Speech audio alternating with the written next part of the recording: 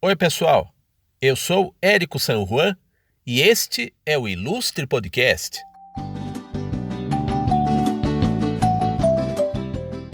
O nosso novo episódio vai ser um pouquinho diferente. Vamos trazer aqui o papo que eu tive com a Lilian Geraldini, jornalista e radialista, que tem um podcast, o Fala Comigo. Nesse podcast, a Lilian conversou comigo sobre comunicação e os meus 30 anos de carreira como ilustrador e caricaturista. Érico, satisfação em tê-lo aqui também no meu podcast. Bem-vindo a Fala Comigo. Aliás, adorei estar no Ilustre, o seu podcast. Então, invertendo aqui os papéis, né? Fazendo essa dobradinha. Conta agora, como é que você começou tudo? Conta um pouquinho na sua trajetória, quantos anos de profissão e de onde tudo começou? De onde veio essa paixão por ilustrar, essa paixão pela caricatura, essa paixão pelas ilustrações? Oi, Lilian. Que bacana estar falando com você agora no seu podcast, né? Esse nome, Fala Comigo, é um convite à tagarelice. E foi muito legal você ter participado do meu ilustre podcast. Profissionalmente, eu comecei em 1991, no suplemento infantil do Jornal de Piracicaba. Mas desenhar, eu desenhava desde lá os anos do prézinho primário, né? Do antigo pré-primário que se dizia. Em 82, eu tinha 6 anos, né? De 82 até 89, eu produzi centenas, e isso não é força de expressão, é a realidade mesmo. Centenas de gibis e revistas em quadrinhos próprias, de um exemplar só, feitas com lápis de cor e caneta Bic, sem rascunho, que circulavam, esses exemplares únicos circulavam entre os meus colegas da escola e os meus professores, né? Então eu era uma criança que via televisão, que escutava rádio também, e que brincava na rua um pouquinho, né? Jogava bola e tal, mas muito mais eu ficava afundado nas minhas brincadeiras, e a principal delas era desenhar meus gibis, né? E o que eu lia eram revistas em quadrinhos do Pato Donald e do Tio Patinhas, publicados pela editora Abril, né? Li a coleção Vagalume, da editora Ática, com aqueles livros tipo Escaravelho do Diabo, os livros policiais do Marcos Rey. Li também a coleção de um personagem, os livros de um personagem chamado Cachorrinho Samba, que era a criação da autora do Éramos Seis, a Maria José Dupré. E também li O Gênio do Crime, do João Carlos Marinho, um advogado trabalhista que resolveu virar escritor e encontrou nisso a verdadeira vocação. Até poucos anos antes dele falecer, eu tive muito contato com ele e ele me chamava de amigo. Olha que honra, né? Também lia quadrinhos do Cão, do Bode, da Turma do Gato, feito por uma mulher, a primeira ilustradora do suplemento infantil do Jornal de Piracicaba, entre 82 e 84, que era a Carla Vogelsanger. Ela era bem novinha também, acho que tinha uns 17 anos, e ela fazia o suplemento inteiro. Ela ilustrava e fazia os quadrinhos dessa turma de animais aí, era muito legal. E também via as charges do Nhoquim, o caipira, símbolo do 15 de Piracicaba, feito pelo Edson Rontano, nosso primeiro cartunista da nossa terrinha de Piracicaba, né? O que me marcou também foi a primeira visita ao Salão de Humor, em 85, eu tinha 9 anos, fui levado pelos meus pais, e lá eu vi, distribuída gratuitamente, uma das edições da versão paulistana do famoso jornal Pasquim. Era o Pasquim do Rio de Janeiro, originalmente, o clássico jornal de humor do país, feito pelo Ziraldo, Jaguar, Enfio, mas ele também teve uma versão paulistano, uma versão feita em São Paulo por pessoas cartunistas, jornalistas de São Paulo. Então eu tive esse primeiro contato com o humor gráfico em 85. Em 86 eu já ganhei um prêmio num concurso da Secretaria de Educação com a história, veja só, em quadrinhos do 15 de Piracicaba. Então já foi meu primeiro prêmio aí. Aí de 87 a 90 eu publiquei meus primeiros quadrinhos em jornal, na página infantil do extinto jornal O Diário, e em 90 eu passei pro jornalzinho, aquele suplemento do JP que eu lia quando eu era criança. E em 91, o Jornal de Piracicaba me chamou para fazer as ilustrações do jornalzinho. Então imagina a alegria e a honra minha de realizar isso, né? Aí de 91 a 96 eu trabalhei no Jornal de Piracicaba. Nesse período eu criei a minha tirinha Dito o Bendito, que é o meu trabalho de quadrinhos mais conhecido por aí, né? Teve livro, teve exposição na Câmara de Vereadores, o Dito, né? Saiu em livros didáticos, saiu até num jornal sindical lá do Maranhão, e teve uma exposição comemorativa dos 25 anos do personagem em Campinas, em 2018. De 98 a 2010, eu fui colaborador freelancer do jornal com os meus quadrinhos. Então, essa primeira fase aí de 91 a 2010 foi principalmente com trabalhos de quadrinhos, já profissionalmente, né? Com essa base aí que eu comentei de criança, né? E 2007 a 2021 tem sido a fase das caricaturas, que eu investi em caricaturas. Eu fiz um jornal próprio de humor, fazia sozinho o jornal, né? Como eu fazia meus gibis lá quando eu era criança, depois eu fui fazer um jornal de humor sozinho, que eu deixava um espaço em branco na capa para desenhar as caricaturas das pessoas que o comprassem em eventos. O meu jornal Cara e Caras. Teve 7 edições, fiz 7.000 caricaturas nas capas, veja você. Em eventos por aí, no Salão de Humor também, né? E falando em salões de humor, eu também expus minhas caricaturas em salões de humor do Brasil inteiro. Na Bienal da Caricatura do Rio de Janeiro, fui convidado nas 3 edições para expor. Fiz caricaturas para livros do precursor da Bossa Nova, a biografia do Johnny Alf. Fiz para nossa querida Júlia Simões, caricaturas para capas de discos dela, de CD dela. Fiz trabalhos de design e caricatura para o último disco em que participava o Zé Rodrigues, da Casa do Campo, com o trio Sá, Rodrigues e Guarabira, o disco Amanhã. Foi inesquecível esse trabalho. E passei para as caricaturas na internet e, curiosamente, no rádio. Já na época do podcast, né? Fiz as ilustrações de um cara de rádio, que era o gerente de jornalismo da Jovem Pan, o Patrick Santos, por livro dele, o primeiro livro dele, 45 do Primeiro Tempo, ilustrações minhas abrindo os capítulos.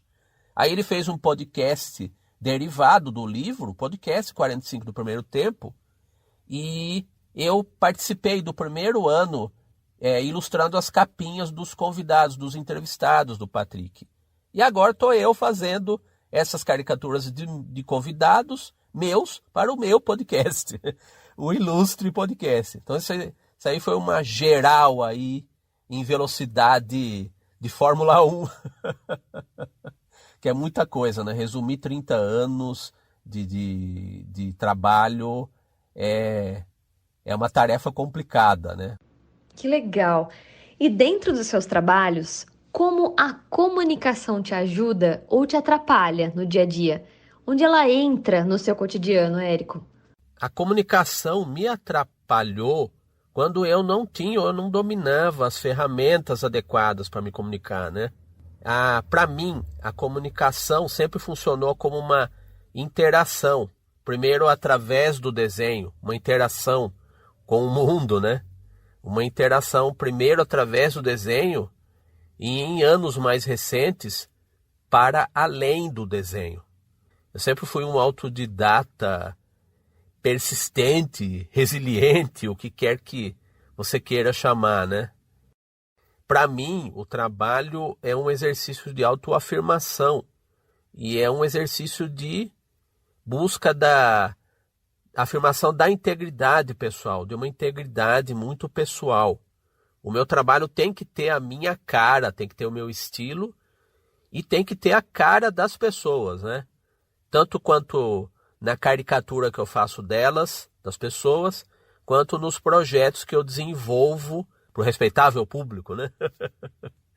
Então, numa primeira fase da minha vida e da minha trajetória, havia uma necessidade de me comunicar por meio do desenho e do humor, né? Da linguagem do desenho e da linguagem do humor.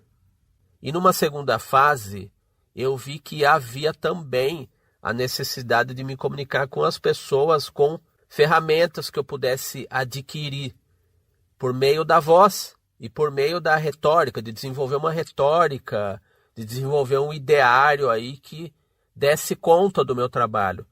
Não ficar só naquela coisa de uma imagem vale mais que 1000 palavras, né? Eu acho que as imagens valem tanto quanto as palavras, né? Você tem que saber dizer com a imagem, passar a sua mensagem com a imagem, no caso do artista gráfico, que eu sou, né? Mas você também elaborar, digamos, a sua bula, né? Você tem que saber expressar o que você quer dizer com o seu trabalho, né? Então eu sou um autodidata, mas com o tempo, não só na prática profissional, eu fui adquirir formação acadêmica mesmo, né? Fui fazer um curso de design gráfico, me formei como tecnólogo em design gráfico, fui fazer curso de técnica jornalística para ter uma técnica mesmo que pudesse eu expressar através do texto o que eu precisaria passar para as pessoas, né? E por fim, mas não por último, né? A minha formação mais recente é a de radialista locutor mesmo, né?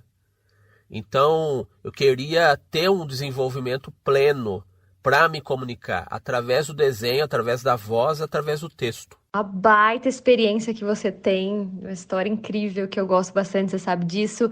Conta aí pra gente. Já teve algum perrengue que você passou na hora de fazer a caricatura de alguém, por exemplo? Pois é, eu faço caricaturas ao vivo em eventos desde 1995. A minha estreia, o meu batismo de fogo, foi num shopping em São José do Rio Preto, em 95. Eu estava lá com uma turma a serviço de uma escola de arte que seria inaugurada naquele ano. Desde então, eu faço caricaturas ao vivo em eventos e caricaturas personalizadas. É o nome que se dá hoje para esse tipo de trabalho por encomenda, né? Há uns 7 anos, se não me engano, acho que em 2014, né? Uma irmã de uma cliente para quem eu tinha feito um trabalho de caricaturas me pediu uma caricatura fofa, uma caricatura coletiva de família. Então ela pediu assim, olha, eu quero que você faça baseado nessa foto aqui. Tinha o marido dela e o filhinho pequenininho deles, né? Os dois com uma camisa da seleção. Aí eu fiz praticamente uma cópia da foto a traço, assim. Ela não ficou satisfeita. E lá fui eu fazer as alterações que a cliente pediu. Os rostos a traço do marido e do filhinho deles, né? Então fiz uma vez as alterações, fiz 2, fiz 3 vezes.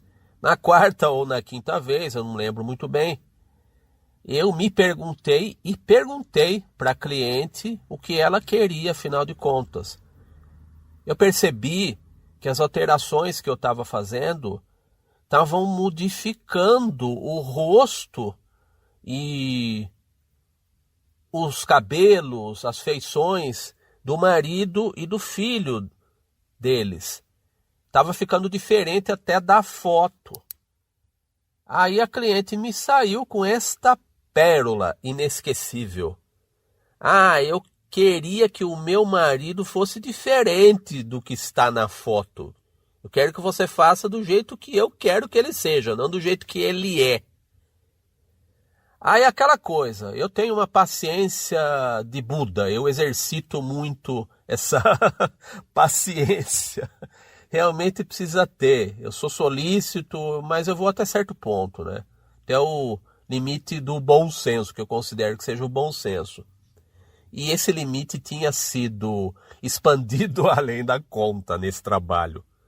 Aí eu respondi para a cliente, olha, se você quer que o seu marido seja diferente do marido da foto, então troca de marido. Olha, eu juro que não foi uma grosseria, porque Sabe quando você estica a corda até o limite, né? Até o limite do suportável. Claro que eu falei isso, mas eu expliquei. Olha, o que você está pedindo não é uma caricatura, você está projetando uma pessoa que não existe. Eu faço o que você está pedindo, não tem problema, mas isso não é mais uma caricatura. Aí ele aceitou na boa, entendeu a minha posição, mas eu fiz exatamente o que ela queria. E a caricatura, tanto do marido quanto do filho dela, não era sequer um retrato a traço deles, sem exageros. Era um retrato da imaginação da querida esposa do dileto marido dela. E até uma projeção do filho também. Mas, gente, a mulher queria trocar de marido, né, praticamente. E qual trabalho mais te marcou, Érico, em toda essa sua trajetória? E por quê? Ah, que legal você me perguntar isso, Lília. Mas eu até vou dizer um trabalho que eu não falei lá na primeira resposta e que é muito importante, que eu gostei muito, que é muito marcante mesmo. Em 2011, eu resolvi que eu queria fazer caricatura, levar adiante mesmo como meu trabalho principal a caricatura dentro das minhas atividades profissionais, né? Embora eu já fizesse desde 2007 com o meu jornal de humor Caricaras, né? Que eu fazia o meu humor tanto de texto quanto de desenhos no jornal e eu desenhava as pessoas na hora, caricaturas ao vivo nas capas dos meus jornais, né? Eu fazia isso desde 2007. Mas eu resolvi começar a fazer caricaturas para salões de humor, né? Investir nisso. Competir mesmo, entrar nas competições, tentar entrar nos salões de humor, não só no de Piracicaba, que é o mais importante de todos, né? Quanto nos salões de humor espalhados pelo Brasil e até fora do país, né? Então, a caricatura que marcou praticamente a minha entrada nesse mundo foi a caricatura do Noel Rosa, uma caricatura minimalista. Todo mundo, ou quase todos, investem, os artistas gráficos, nas caricaturas em 3D, né? É até um padrão de mercado mesmo, né? Só que eu queria fazer uma caricatura que era a minha cara, né? O meu estilo próprio, né? Me sobressair com um estilo próprio, ter uma característica minha mesmo no meu trabalho de caricatura. E a saída que eu encontrei foi ir para o lado oposto, né? Eu sou do traço, então eu parti para o oposto mesmo, fazer um desenho em 2D, desenho a traço, geralmente um desenho em preto e branco e o mais sintético possível. A caricatura minimalista, a caricatura sem tantos detalhes, mas o desenho dizia tudo em poucos traços, assim, digamos assim. Então a caricatura que marcou essa minha entrada nos concursos de humor, nos salões de humor, foi uma caricatura do compositor, do músico Noel Rosa. Houve em 2011, 2010, 2011, um concurso de caricaturas do Instituto Memória Musical Brasileira de Niterói. Eles fizeram um concurso para escolher 50 caricaturas de Noel Rosa, 50 caricaturas diferentes do compositor Noel Rosa, um dos precursores da música moderna brasileira, né, do século XX. Noel Rosa, um clássico inesquecível, né? Então, para comemorarem o centenário do Noel Rosa, fizeram um concurso Noel é 100. Centenário, né? Esse 100 é do centenário do Noel. E o prêmio para os artistas selecionados seria participar de uma exposição só com desenhos de Noel Rosa e de um livro de luxo com esses desenhos publicados, né? Então a primeira vez que eu participei de um concurso de humor gráfico foi com esse Noel Rosa. E nessa primeira vez eu já consegui ser selecionado para a exposição e para o livro Noel é 100, no Instituto Memória Musical Brasileira de Niterói. Então eu peguei um mochilão até quando o livro e a exposição foram lançados lá em Niterói e fui até a abertura da exposição e onde seria distribuído o livro, né? Então foi muito marcante, foi inesquecível. E essa caricatura do Noel foi uma espécie de passaporte para que eu participasse, 3 anos depois, em 2014, da primeira Bienal Internacional da Caricatura do Rio de Janeiro. Por causa desse Noel Rosa, eu fui convidado para participar da Bienal. E nas 3 edições dessa Bienal, eu fui convidado a participar com o meu trabalho. Então, Noel Rosa, além de eu gostar de música brasileira, de gostar de Noel Rosa, do repertório do Noel Rosa, ele ainda me deu essa felicidade, através da minha caricatura, de começar esse trabalho minimalista na caricatura. Muito marcante e inesquecível mesmo. Show! E levando em conta que a comunicação está em tudo, em termos de comunicação, o que você diria para quem está nos ouvindo sobre a forma como a comunicação interfere no seu dia a dia enquanto artista e como é que você lida com isso? Se mudou algo de uns tempos para cá, enfim, como é que é essa relação da comunicação no seu dia a dia? Não dá para falar de comunicação hoje em dia sem falar de internet. E a internet é algo que está afetando para o bem e para o mal a vida de todo mundo, né? A vida praticamente de um planeta inteiro, né? Com a internet as pessoas meio que se aproximaram. De certa forma o mundo ficou pequeno, né? As interações entre as pessoas se transformaram bastante, né? Novas perspectivas de trabalho surgiram, novas amizades, novas parcerias, coisas muito positivas. Ao mesmo tempo, os conflitos e a competição se acirraram de uma forma muito expressiva, né? Ou talvez esses conflitos e essa competitividade tenham mostrado o quanto são acirrados na vida real. A internet apenas desnudou essa característica conflituosa e competitiva que é do ser humano, né? Infelizmente, né? Talvez no mundo ocidental, né? Mas a internet mostrou isso, jogou na cara de todo mundo, né? No meu caso, o meu trabalho ele ganhou espaços e lugares que jamais eu imaginaria no mundo antes da internet, né? Então, tudo que eu falei dos espaços que eu conquistei, assim, os concursos que eu participei, nada disso eu teria conquistado se não fosse a internet, né? Então, que a comunicação seja uma ferramenta de sabedoria, né? Não só de destruição. E isso se dá muito hoje na internet, né? Então, que o mundo real alimente o mundo virtual de uma maneira sábia, né? Que delícia, Érico, de bate-papo. Nossa, muito legal. Muito obrigada por você ter topado essa dobradinha aí do Ilustre pro Fala Comigo.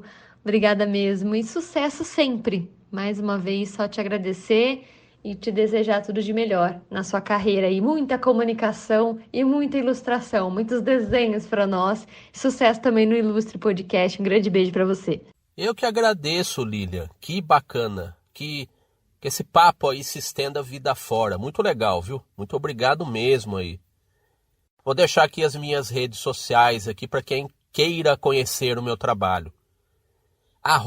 @EricoSanJuan, com J, @ERICOSAN de navio, JUAN de navio. Tudo junto. @EricoSanJuan. E meu podcast. @ilustre.podcast. @ILUSTRE.PODCAST.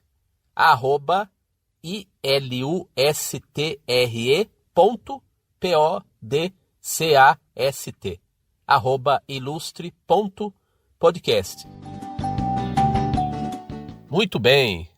Você pode conferir o 15º episódio do podcast Fala Comigo, com a Lilian Geraldini, em todas as plataformas digitais.